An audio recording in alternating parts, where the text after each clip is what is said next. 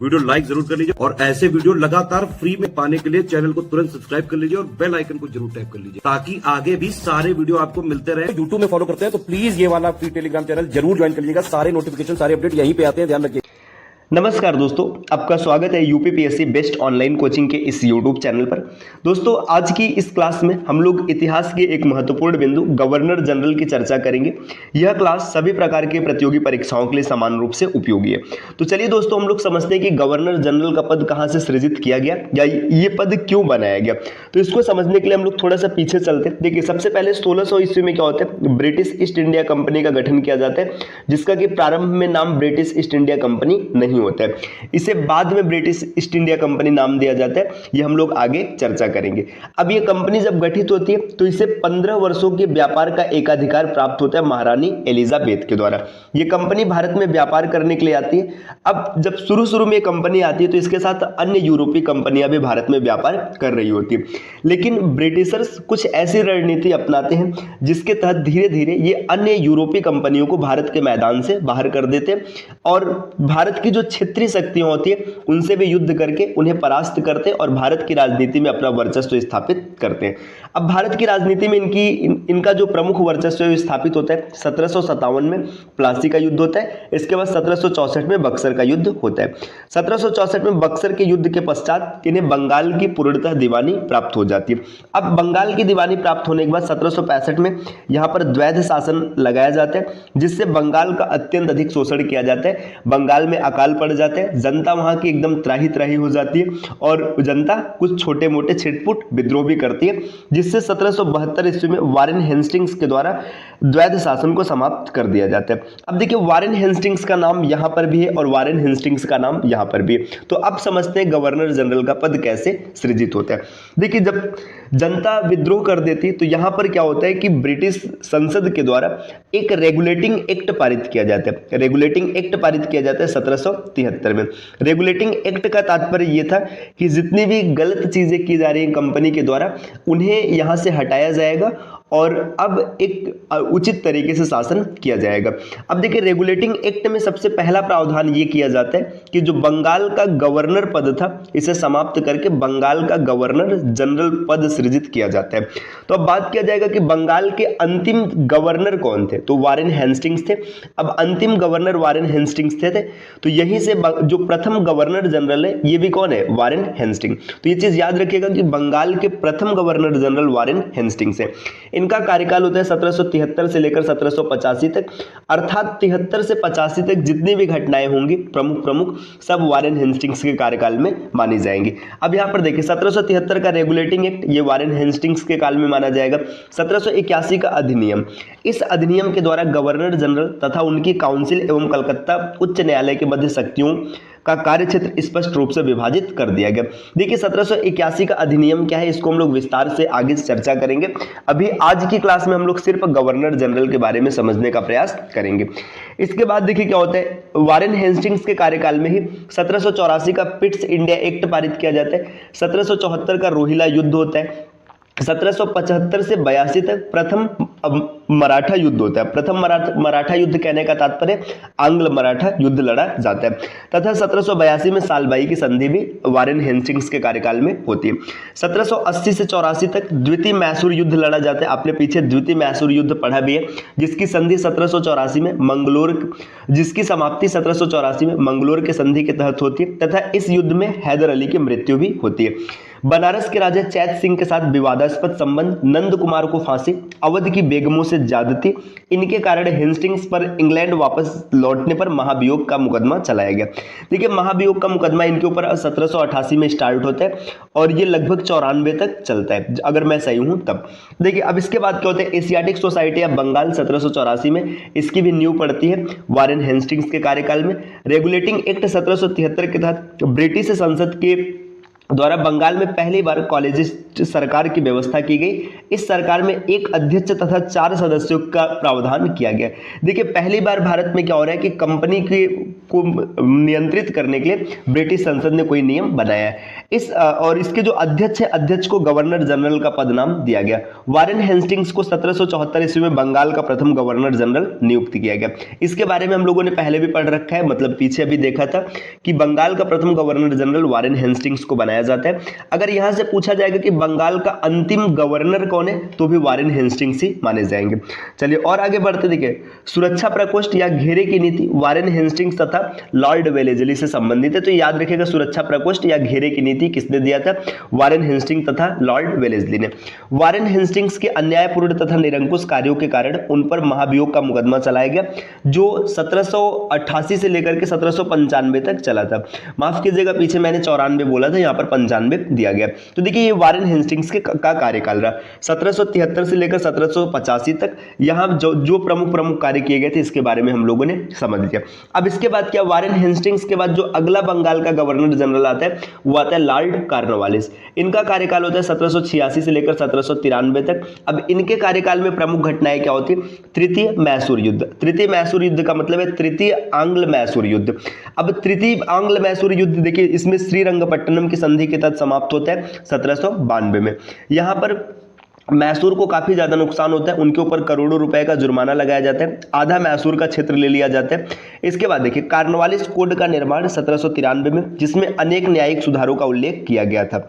सामान्य प्रशासन का राजस्व प्रशासन से पृथककरण किया गया। मतलब कॉर्नवालिस ने क्या किया कि जो सामान्य प्रशासन है उसका राजस्व प्रशासन से अलग कर दिया। बंगाल का स्थायी बंदोबस्त 1793 ईस्वी में कॉर्नवालिस की देन है। प्रशासन का यूरोपीकरण तथा सिविल सेवाएं प्रारंभ की। लॉर्ड कॉर्नवालिस ने भारत में सिविल सेवाओं की प्रारंभ की है। मतलब भारत में जो सिविल सेवा आज चल रही है इसका प्रारूप भले ही बदल गया है, लेकिन इसकी शुरुआत किसने किया था? लॉर्ड कॉर्नवालिस ने। इसके बाद और भी आगे बढ़ेंगे। देखिए क्या दिया, 1790 से 92 के बीच भारतीय न्यायाधीशों से युक्त जिला फौजदारी अदालतों को समाप्त कर उसके स्थान पर 4 भ्रमण करने वाले न्यायालयों, 3 बंगाल हेतु एवं 1 बिहार के लिए नियुक्त किए गए। मतलब देखिए यहाँ पे जो भारतीय न्यायालय है उसे समाप्त किया गया। अब यहाँ पे क्या है कि 4 न्यायालय बनाए गए, जिनमें 3 किसके लिए? बंगाल के लिए और 1 बिहार के लिए। लॉर्ड कॉर्नवालिस ने कानून की विशिष्टता का नियम, जो इससे पूर्व नहीं था, भारत में लागू किया। कानून की विशिष्टता का नियम किसने लागू किया था? कॉर्नवालिस ने लागू किया था। इसको भी आपको याद रखना चाहिए। इसके बाद देखिए क्या है, कॉर्नवालिस ने अपने न्यायिक सुधारों को 1793 ईस्वी तक अंतिम रूप देकर उन्हें कॉर्नवालिस संहिता के रूप में प्रस्तुत किया। तो कॉर्नवालिस संहिता ये कॉर्नवालिस ने दिया था, इसको भी याद रखना चाहिए।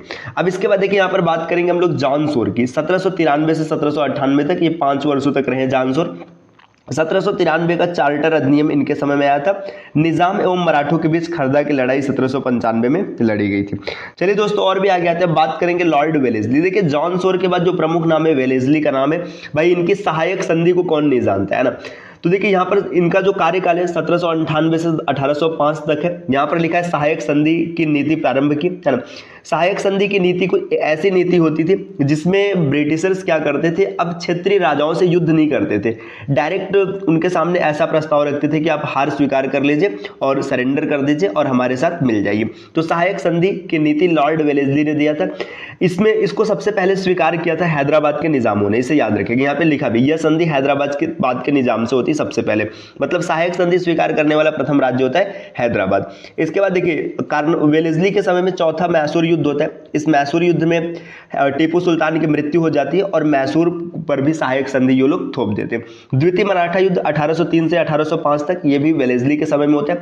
तंजौर 1799 में, सूरत 1800, कर्नाटक 1801 का प्रशासन अपने हाथों में ले लिया। प्रशासन अपने हाथों में ले लिया मतलब तंजौर ने 1799 ईस्वी में, सूरत ने 1800 ईस्वी में और कर्नाटक ने 1801 ईस्वी में सहायक संधि स्वीकार कर लिया। बसीन की संधि 1802 में होता है। वेलेस्ली की सहायक संधि को स्वीकार करने वाले राज्य देखिए हैदराबाद यहाँ पर दिया है, इसके बाद मैसूर, मैसूर के बाद तंजौर, तंजौर के बाद अवध है, अवध के बाद देखिए यहाँ पर पेशवा। और अगर नीचे बढ़ेंगे देखिए और अगर आगे आएंगे तो यहाँ पर क्या दिया, पेशवा के बाद बरार के भोसले, है ना। सिंधिया, ये सिंधिया का समय 1804, जोधपुर 1818, जयपुर 1818, मच्छेरी, बूंदी, भरतपुर। तो ये सब सहायक संधि स्वीकार करते हैं। ये क्रम जरूर याद रखिएगा दोस्तों, इसमें ये कई बार ऐसे क्वेश्चंस बनते हैं जिसमें आपको क्रम मिलाना होता है कि किस क्षेत्र ने कब सहायक संधि स्वीकार किया था? इसके बाद बात करेंगे सर जॉर्ज बार्लो, 1805 से 7 साल 1807 तक छोटा कार्यकाल होता है ना। वेल्लोर का सिपाही विद्रोह इन्हीं के समय में होता है, 1806 में, इसको याद रखिएगा। अब यहाँ पर है लॉर्ड मिंटो प्रथम। मिंटो प्रथम की बात करेंगे 1807 से 1813 तक, 6 वर्षों का कार्यकाल होता है। रणजीत सिंह के साथ अमृतसर की संधि, तो मिंटो के बारे में अगर देखेंगे तो अमृतसर की संधि 1809 में इनके समय में होती है। इसके बाद देखिए और आगे बढ़ेंगे तो यहाँ पर दिया है लॉर्ड हेस्टिंग्स, अंग्रेज नेपाल युद्ध 1814 से 16 तक, और सुगौली की संधि, सागौली यहाँ पे लिखा है, इसको सुगौली या सागौली दोनों कहते हैं, इसको याद रखिएगा। इसके बाद देखिएगा तृतीय मराठा युद्ध। तृतीय मराठा युद्ध कब होता है? 1817 से लेकर 19 तक, तथा मराठा परिसंघ का कंपनी के साम्राज्य में विलय, बंबई प्रेसिडेंसी की स्थापना। देखिए तृतीय मराठा युद्ध जो होता है, आंग्ल मराठा मतलब अंग्रेज और मराठाओं के बीच में 3 युद्ध होते हैं। 3 युद्ध के परिणाम स्वरूप मराठा परास्त हो जाते हैं और उनका अंग्रेजी कंपनी में विलय कर लिया जाता है। देखिए ये पिंडारियों का दमन करते हैं 1817 से 1818 तक। इसके बाद सिंधिया के साथ संधि करते हैं 1817 में। मद्रास के गवर्नर टॉमस मुनरो द्वारा रैयतवाड़ी बंदोबस्त लागू किया गया। देखिए रैयतवाड़ी बंदोबस्त ये किसने लागू किया था? टॉमस मुनरो ने। इसके बाद देखिए यहाँ पे लॉर्ड एम्स्टर्ड की बात अगर करेंगे तो 28 से 1828 तक, ये 5 वर्षों का कार्यकाल होता है। प्रथम वर्मा युद्ध की बात करेंगे तो 1824 से 26 तक इन्हीं के समय में होता है। भरतपुर का अधिग्रहण कर लिया जाता है 1826 में एम्स्टर के समय में। अब लॉर्ड विलियम बेंटिक है ना, ये काफी प्रसिद्ध नाम है। विलियम बेंटिक की बात करेंगे तो 1828 से लेकर 35 तक का इनका कार्यकाल होता है। लॉर्ड विलियम ने जुलाई 1828 में गवर्नर जनरल का कार्यभार संभाला। अगर बात करेंगे विलियम बेंटिक तो इनको जो प्रमुख रूप से जाना जाता है सती प्रथा पर रोक लगाने के लिए जाना जाता है। तो इन्होंने 1829 में सती प्रथा पर रोक लगा दिया। सती प्रथा पर रोक लगाने के लिए इनकी सहायता किया था राजा राम मोहन राय ने। तो ये भी क्वेश्चन कई बार बनता है कि राजा मतलब किसने सती प्रथा पर रोक लगाने में सहायता किया था? राजा राम मोहन राय ने ये मतलब इनकी सहायता की थी। आपको एक डेटा कमेंट करके बताना है कि राजा राम मोहन राय को राजा की उपाधि किस मुगल बादशाह ने प्रदान किया था। चलिए दोस्तों आगे बढ़ते हैं। अब इन्हीं के समय में ठगी प्रथा का अंत होता है। 1833 का चार्टर अधिनियम आता है। इसके बाद देखिए यहाँ पे और अगर आगे बढ़ेंगे, अच्छा देखिए यहाँ पे 1833 के चार्टर अधिनियम को समझना चाहिए थोड़ा सा। 1833 का चार्टर अधिनियम आता है ना। इस अधिनियम के द्वारा भारतीय प्रशासन को पूर्णतः केंद्रीकृत करने का प्रयास किया गया। इस एक्ट के द्वारा बंगाल के गवर्नर जनरल को भारत का गवर्नर जनरल बना दिया गया। तो देखिए बेंटिक के समय में क्या हो रहा है कि 1833 में एक अधिनियम आ रहा है, मतलब चार्टर एक्ट आ रहा है, जिसमें क्या किया जा रहा है कि बंगाल के गवर्नर जनरल को भारत का गवर्नर जनरल किया जा रहा है। तो अगर बात करेंगे भारत का प्रथम गवर्नर जनरल कौन है, तो लॉर्ड विलियम बेंटिक है। अब यहीं से एक डेटा और भी क्लियर हो जाएगा कि बंगाल का अंतिम गवर्नर जनरल कौन है, वो भी विलियम बेंटिक को ही माना जाएगा। यहां पर दिया भी है कि 1833 में लॉर्ड विलियम बेंटिक को भारत का प्रथम गवर्नर जनरल बनाया गया।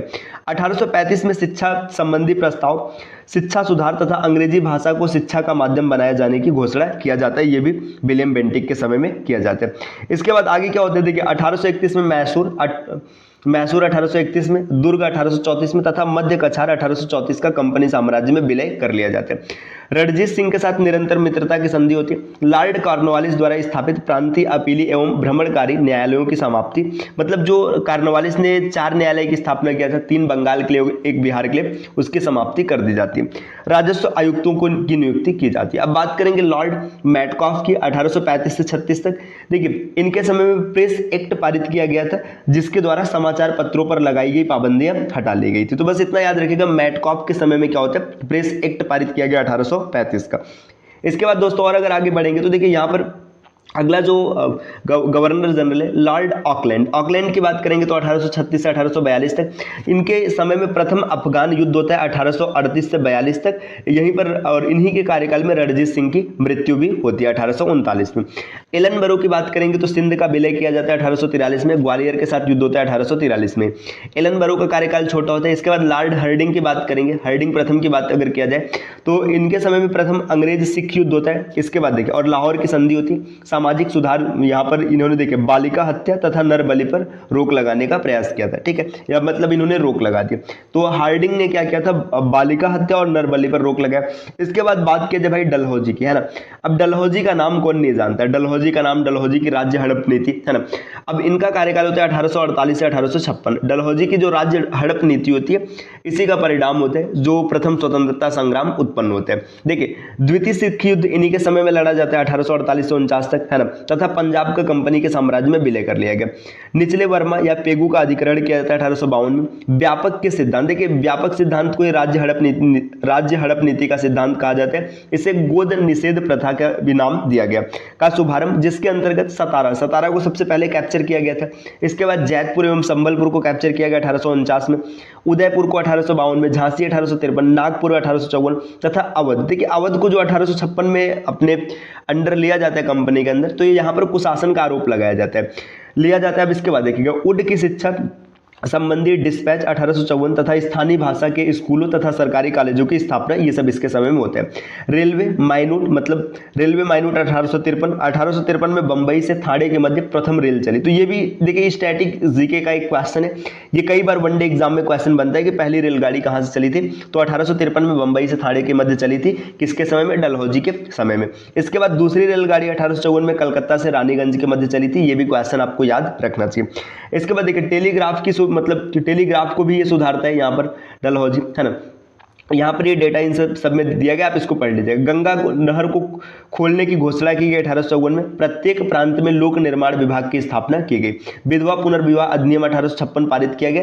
इसके बाद बात करेंगे लॉर्ड कैनिंग की अगर बात किया जाए तो 1857, देखिए 56-57, 1857 में कलकत्ता, मद्रास एवं बंबई में 3 नए विश्वविद्यालयों की स्थापना होती है और 1857 का क्या हो जाता है, विद्रोह। अब आप आगे पढ़ेंगे कि जब 1857 का विद्रोह होता है, जिसे प्रथम स्वतंत्रता संग्राम या सैनिक विद्रोह के नाम से जाना जाता है, इस विद्रोह के पश्चात क्या होता है कि कंपनी का शासन भारत से पूरी तरह से समाप्त कर दिया जाता है। अब भारत पर शासन ब्रिटिश संसद का होगा। देखिए दोस्तों, अगर आप टीम के पेड कोर्सेज से जुड़ना चाहते हैं तो यहाँ पे कुछ नंबर से आप इन नंबर पे कॉल करके पेड कोर्स से जुड़ने की प्रक्रिया समझ सकते हैं। इसके अतिरिक्त ज्ञान सर का व्हाट्सएप नंबर है, आप यहाँ से व्हाट्सएप के माध्यम से भी जानकारी प्राप्त करते हैं। हम लोग बात करेंगे वायसराय पद की। तो सबसे पहले ये समझते हैं कि वायसराय पद का सृजन कहाँ से होता है और कैसे होता है। बात है 1857 की। 1857 के समय तक या इस समय से पहले भारत में जो ब्रिटिश का प्रतिनिधित्व कार्य कर रहा था वो प्रमुख पद था भारत का गवर्नर जनरल। 1857 में भारत का गवर्नर जनरल होता है लॉर्ड कैनिंग और यहां पर हो जाता है प्रथम स्वतंत्रता संग्राम, जिसे कि सैनिक विद्रोह के नाम से भी जाना जाता है। प्रथम स्वतंत्रता संग्राम के बाद क्या होता है, भारत की जनता एकदम पूरी तरीके से ब्रिटिशर्स के खिलाफ हो जाती है। फिर यहां पर ब्रिटिश संसद को प्रत्यक्ष रूप से हस्तक्षेप करना पड़ता है और वो एक नियम पारित करती है जिसमें ये कहा जाता है कि अब भारत की जनता पर विशेष ध्यान दिया जाएगा, उनको इस प्रकार से संतुष्ट किया जाता है और जो भारत का गवर्नर जनरल पद होता है उसे समाप्त करके वायसराय पद का सृजन किया जाता है। तो वायसराय पद कहां से है आपको समझ में आ गया। 1857 की क्रांति होती है, इसके बाद ब्रिटिश संसद के द्वारा गवर्नर जनरल पद को समाप्त करके वायसराय पद का सृजन किया जाता है। तो भारत में भारत का अंतिम गवर्नर जनरल लॉर्ड कैनिंग है और भारत के प्रथम वायसराय भी लॉर्ड कैनिंग ही है। तो वायसराय के तौर पर इनका कार्यकाल होता है 1858 से 1862 तक। अब देखते हैं इनके कार्यकाल में प्रमुख घटनाएं कौन कौन सी होती है।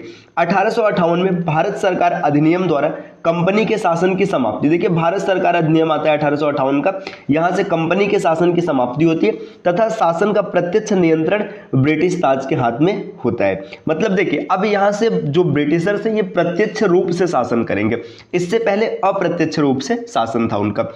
यूरोपीय सेना द्वारा श्वेत विद्रोह 1859 में होता है लॉर्ड कैनिंग के कार्यकाल में। भारतीय परिषद अधिनियम 1861 की स्थापना इनके समय में होती है। स्थापना कहने का मतलब इसे पारित किया जाता है।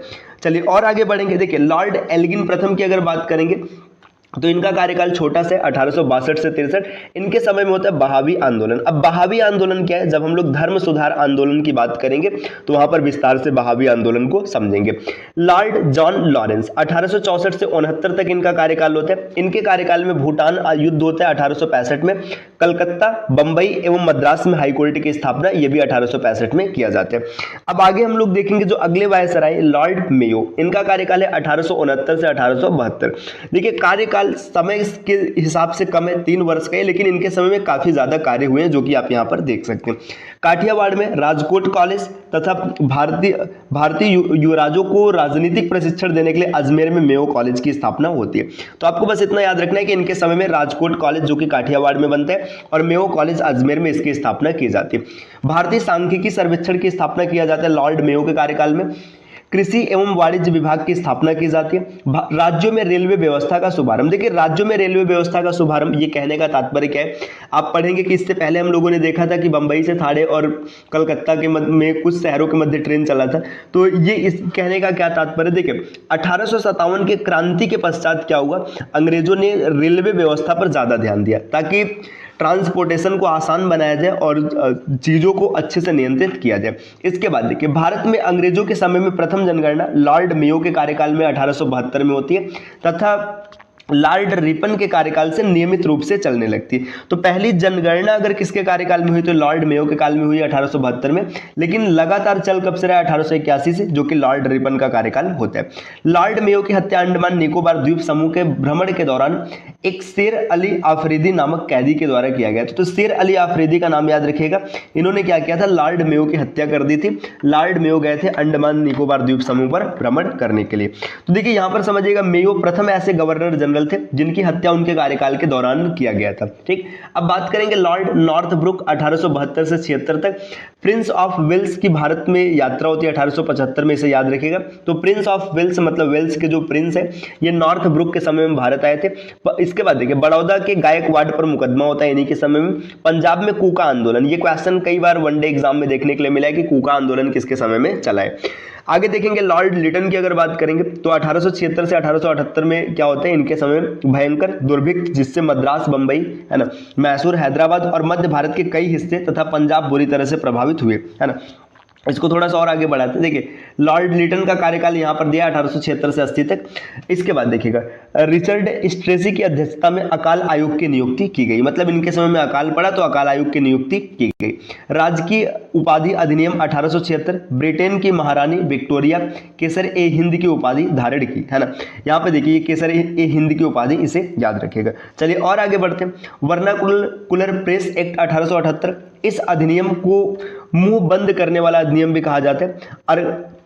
अर्सकीन पेरी ने इस अधिनियम को विपरीतगामी और असंगत तथा भारत की भावी प्रगति के लिए घातक पग बताया है। श्री A.N. बनर्जी ने इसे आकाश से वज्रपात कहा है। तो देखिए ये भी याद रखिएगा, वर्नाकुलर प्रेस एक्ट ये भी इन्हीं के समय में पारित किया गया था। इसके बाद द्वितीय अफगान युद्ध 1878 से 1880 तक चलता है, ये भी इन्हीं के कार्यकाल में होता है। बात करेंगे लॉर्ड रिपन 1880 से 1884 तक इनका कार्यकाल है। वर्नाकुलर प्रेस एक्ट की समाप्ति 1882 में किया जाता है। तो ये जरूर याद रखिएगा, लॉर्ड रिपन के समय में इस एक्ट को समाप्त कर दिया गया। श्रमिकों की दशा में सुधार के लिए प्रथम कारखाना अधिनियम पारित किया गया 1881 में, मतलब भारत में सबसे पहला जो कारखाना नियम है 1881 में पारित किया गया। वित्तीय विकेंद्रीकरण की नीति का नियमितीकरण किया गया। स्थानीय स्वशासन संबंधी सरकारी प्रस्ताव 1882 में लागू किया गया। सर विलियम हंटर की अध्यक्षता में शिक्षा आयोग की नियुक्ति की गई। तो विलियम हंटर की अध्यक्षता में शिक्षा आयोग की नियुक्ति रिपन के समय में की जाती है।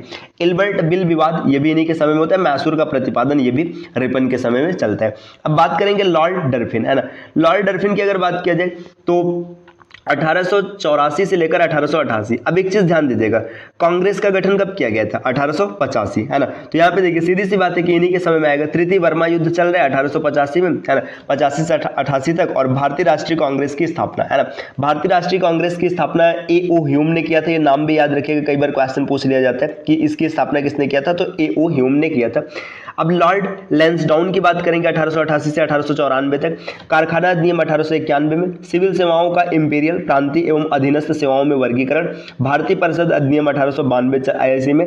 भारत और अफगानिस्तान के मध्य सीमा निर्धारण हेतु डूरंड आयोग की स्थापना किया गया 1893 में। देखिए भारत और अफगानिस्तान के बीच में जो सीमा है, डूरंड सीमा, है ना, ये लॉर्ड लैंसडाउन के कार्यकाल में खींची गई थी। अब आगे और अगर देखेंगे, देखिए चलिए यहाँ पर दिया लॉर्ड एल्गिन। अगर लॉर्ड एल्गिन द्वितीय की बात करेंगे तो यहाँ पे चापेकर भाइयों द्वारा 2 ब्रिटिश अधिकारियों की हत्या कर दी जाती है 1897 ईस्वी में। तो लॉर्ड एल्गिन द्वितीय के बारे में बस इतना याद रखिएगा। लॉर्ड कर्जन, है ना। लॉर्ड कर्जन की बात करेंगे तो 1899 में से 1905 तक। पुलिस प्रशासन में सुधार हेतु एंड्रू फ्रेजर की अध्यक्षता में पुलिस आयोग की गठन। तो पुलिस आयोग का गठन किसके समय में हुआ था, लॉर्ड कर्जन के समय में हुआ था। विश्वविद्यालय आयोग का गठन 1902 तथा भारतीय विश्वविद्यालय अधिनियम 1904 पारित किया गया लॉर्ड कर्जन के समय में। उद्योग एवं वाणिज्य विभाग की स्थापना, कलकत्ता कारपोरेशन एक्ट 1899 की स्थापना, प्राचीन स्मारक संरक्षण अधिनियम 1904, बंगाल का विभाजन 1905। ये क्वेश्चन बहुत ज्यादा इंपॉर्टेंट है दोस्तों, ये क्वेश्चन कई बार पूछा गया कि बंगाल का विभाजन किसके समय में किया गया, तो लॉर्ड कर्जन के समय में। कर्जन किस्नर विवाद, तिब्बत में यंग हस्बैंड मिशन 1904, है ना। चलिए और आगे बढ़ते हैं। देखिए लॉर्ड कर्जन के कार्यकाल 1899 से 1905 के दौरान वर्ष 1901 में भारतीय पुरातत्व विभाग सर्वेक्षण ASI को एकीकृत एवं केंद्रीकृत स्वरूप देते हुए जॉन मार्शल को इसका नया DG मतलब महानिदेशक नियुक्त किया गया। इसके बाद देखिए प्राचीन स्मारक संरक्षण अधिनियम 1904 पारित किया गया लॉर्ड कर्जन के समय, है ना। इसके बाद यहाँ पे ये डेटा इसको पढ़ लीजिएगा 50,000 पाउंड की धनराशि के बारे में। गोपाल कृष्ण गोखले ने कर्जन के प्रशासन की तुलना मुगल सम्राट औरंगजेब से की थी। तो यहाँ पे ये जरूर याद रखिएगा, GB गोखले मतलब गोपाल कृष्ण गोखले ने कर्जन के प्रशासन की तुलना किससे, औरंगजेब से किया था। चलिए और आगे बढ़ेंगे। अब यहाँ पर देखिए लॉर्ड मिंटो द्वितीय, है ना। अब यहाँ पे मिंटो के बारे में क्या दिया, नवंबर 1905 में लॉर्ड कर्जन के स्थान पर लॉर्ड मिंटो को भारत का वायसराय नियुक्त किया गया नवंबर 1905 में, तथा जॉन मॉर्ले को भारत का सचिव नियुक्त किया गया। अब मार्ले मिंटो सुधार आप जरूर पढ़े होंगे, है ना। तो यहाँ पे देखिए मार्लो मिंटो सुधार 1909 में के नाम से पारित किया गया, है ना। इस अधिनियम के द्वारा मुसलमानों के लिए पृथक मताधिकार तथा पृथक निर्वाचन क्षेत्र की स्थापना की गई। विभाजन विरोधी और स्वदेशी आंदोलनों को लोकप्रिय बनाना इसका ये उद्देश्य रहा था। चलिए और आगे बढ़ेंगे। देखिए यहाँ पर 1907 में सूरत के वार्षिक अधिवेशन में कांग्रेस का विभाजन किया गया। आगा खां द्वारा मुस्लिम लीग की स्थापना की जाती है। तो देखिए ये सब किसके समय में हो रहा है, ये सब हो रहा है लॉर्ड मिंटो के समय में। अब इसके बाद देखेंगे लॉर्ड हार्डिंग द्वितीय की बात करेंगे तो 1910 से 1916 की बात करेंगे, है ना। 1911 में बंगाल प्रेसिडेंसी की स्थापना की गई, मतलब जैसे बंबई और मद्रास की प्रेसिडेंसी थी वैसे बंगाल प्रेसिडेंसी की स्थापना किया गया। भारत की राजधानी कलकत्ता से दिल्ली स्थानांतरित कर दी गई। तो 1911 जरूर याद रखिएगा, ये इस समय क्या होता है, भारत की राजधानी दिल्ली स्थानांतरित होती है। 1911 में मदन मोहन मालवीय द्वारा हिंदू महासभा की स्थापना की जाती है 1915 में। इसके बाद सम्राट जॉर्ज पंचम की भारत यात्रा के उपलक्ष्य में दिल्ली दरबार का आयोजन 1911 में। इसी दरबार में बंगाल विभाजन को रद्द कर दिया गया था। तो जॉर्ज पंचम ये मतलब भारत आए थे किसके समय में, लॉर्ड हार्डिंग द्वितीय के समय में। अब और आगे बढ़ेंगे, चेम्सफोर्ड की बात करेंगे 1916 से 21 तक। देखिए तिलक एवं एनी बेसेंट द्वारा अलग अलग होम रूल लीग की स्थापना की। कांग्रेस का लखनऊ अधिवेशन 1916 में होता है चेम्सफोर्ड के समय में। कांग्रेस एवं मुस्लिम लीग के मध्य लखनऊ समझौता होता है 1916 में। गांधी जी की दक्षिण अफ्रीका से स्वदेश वापसी के उपरांत साबरमती आश्रम की स्थापना। देखिए गांधी जी जब दक्षिण अफ्रीका से वापस आ गए थे तो इन्होंने साबरमती आश्रम की स्थापना किया था कब, 1916 में। खेड़ा सत्याग्रह 1918, अहमदाबाद में सत्याग्रह 1918, मॉन्टेग्यू की घोषणा 1917, है ना। भारत सरकार अधिनियम 1919, रॉलेट एक्ट 1919, जलियांवाला बाग हत्याकांड 1919, है ना। चेम्सफोर्ड के समय में काफी ज्यादा ऐसी घटनाएं हुई जो कि पेपर के दृष्टिकोण से बहुत ज्यादा इंपॉर्टेंट है। आगे देखेंगे असहयोग एवं खिलाफत आंदोलन प्रारंभ होता है। पूना में महिला विश्वविद्यालय की स्थापना 1916 में, तथा शिक्षा व्यवस्था में सुधार के लिए सैडलर कमीशन की नियुक्ति होती है। बाल गंगाधर तिलक की मृत्यु हो जाती है 1 अगस्त 1920 में, ये भी चेम्सफोर्ड के समय में हुआ है। इसके बाद देखिए SP सिन्हा की बिहार के गवर्नर के पद पर नियुक्ति, गवर्नर बनने वाले प्रथम भारतीय। तो इसको जरूर याद रखिएगा, SP सिन्हा का नाम, ठीक। गवर्नर बनने वाले पहले भारतीय होते हैं। अब बात करेंगे नेक्स्ट लॉर्ड रीडिंग की, है ना। इनका कार्यकाल 1921 से 1926 तक होता है।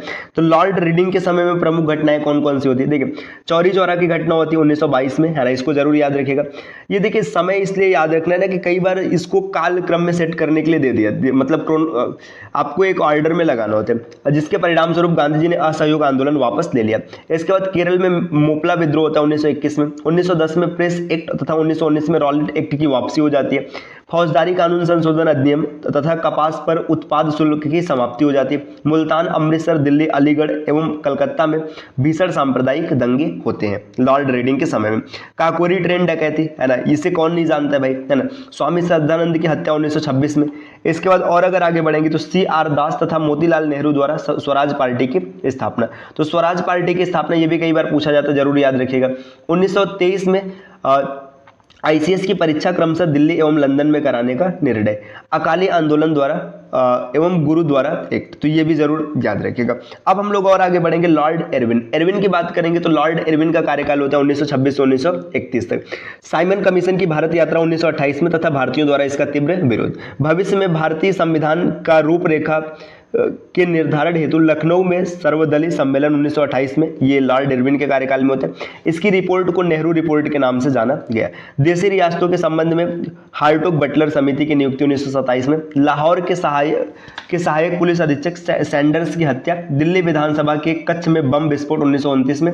लाहौर षड्यंत्र केस एवं लंबे उपवास के कारण कारागार में जतिन दास की मृत्यु 1929 में।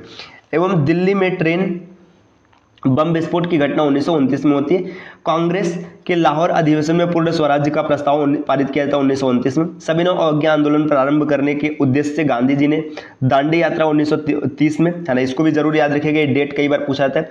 लॉर्ड इरविन द्वारा दीपावली घोषणा 1929 में। कांग्रेस द्वारा प्रथम गोलमेज सम्मेलन का बहिष्कार 1930 में। गांधी इरविन समझौता 1931 तथा सविनय अवज्ञा आंदोलन सविनय अवज्ञा आंदोलन को स्थगित किया जाना। तो ये सब लॉर्ड इरविन के कार्यकाल में घटनाएं हुई हैं। चलिए दोस्तों और आगे बढ़ते हैं। अब हम लोग बात करेंगे लॉर्ड विलिंगटन, है ना। विलिंगटन की अगर बात करेंगे तो इनका कार्यकाल है 1931 से 1936 तक। इनके समय में द्वितीय गोलमेज सम्मेलन होता है 1931 में, है ना। इसके बाद सविनय अवज्ञा आंदोलन फिर से प्रारंभ हो जाता है 1933 में।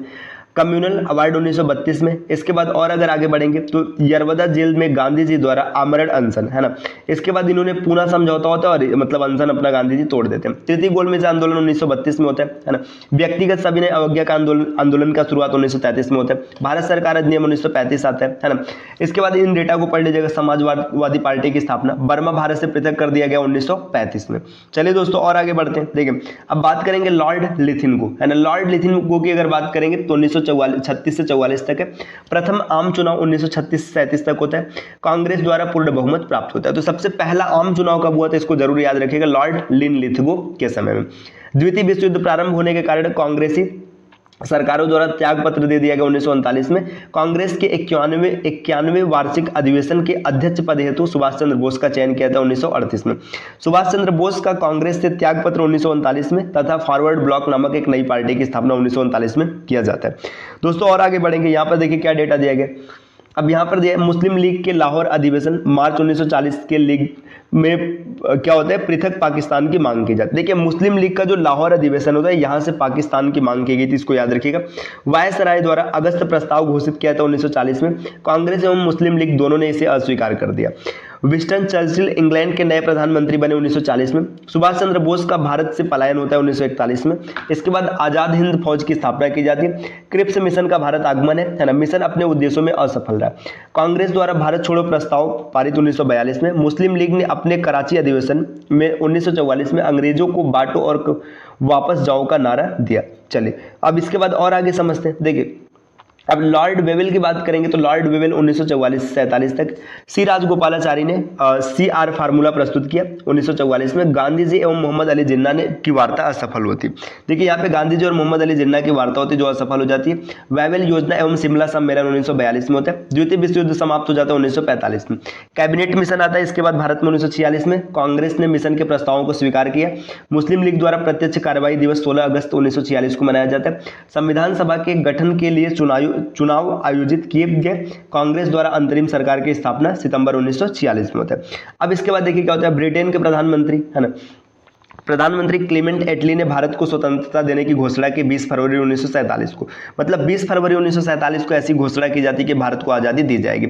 लॉर्ड माउंटबेटन की बात करेंगे तो 1947 से 48 तक। देखिए 3 जून यहाँ पे 3 जून योजना की घोषणा होती है। ब्रिटेन के हाउस ऑफ कॉमन्स में भारत स्वतंत्रता अधिनियम प्रस्तुत एवं पारित किया जाता है। पंजाब एवं बंगाल के विभाजन हेतु रेडक्लिफ आयोग का गठन, है ना। रेडक्लिफ लाइन जो खींची गई उसकी बात किया जा रहा है। अब इसके बाद क्या होता है, भारत को पूर्ण स्वतंत्रता एवं भारत का विभाजन, पाकिस्तान नामक नए राष्ट्र की स्थापना होती है। तो ये माउंटबेटन के समय में हुआ था। तो दोस्तों ये क्लास रही जो प्रमुख वायसराय भारत में रहे उनके बारे में। क्लास थोड़ी सी स्पीड में चलिए। उम्मीद है कि आपको समझ में भी आया होगा और पसंद भी आया होगा। तो वीडियो को एक लाइक जरूर कर दीजिएगा। चलिए मिलते हैं आपसे अगले वीडियो में कुछ नए कॉन्सेप्ट के साथ। तब तक के लिए नमस्कार।